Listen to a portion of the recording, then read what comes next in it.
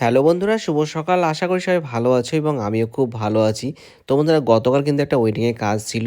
আজকে ওয়েডিং কাজ সেরে ফিরেছি বাড়ি এবং বাড়ি ফিরে এখন যাচ্ছি কিন্তু আমাদের একটু পাড়ার দিকে, কারণ আমাদের পাড়ায় চলছে মহানাম সংকীর্তন। যা হোক, এই কীর্তন আমি কিন্তু প্রায় আমাদের পাড়ার প্রোগ্রাম প্রায় 11 থেকে 12 বছর আমি এই প্রোগ্রামে যেতে পারিনি, অথবা এই প্রোগ্রামে আমি থাকতে পাইনি।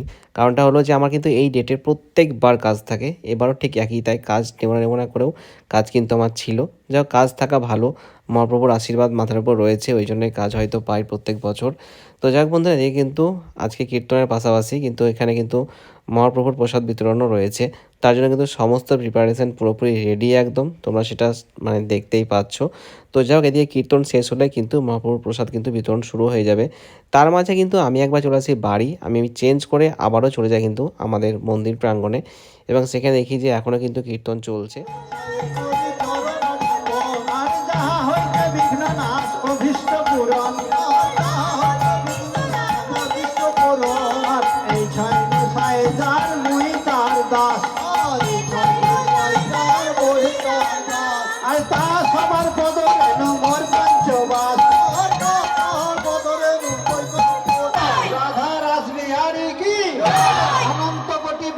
বৈষ্ণব কি, নবদ্বীপ ধাম কি, খোল করতাল কি।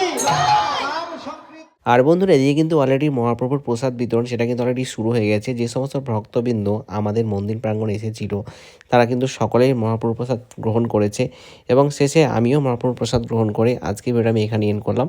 যদি তোমাদের ভিডিওটি ভালো লেগে থাকে তাহলে অবশ্যই ভিডিওটিকে লাইক, কমেন্ট, শেয়ার এবং চ্যানেলটিকে সাবস্ক্রাইব করে দিও। চলো, টাটা।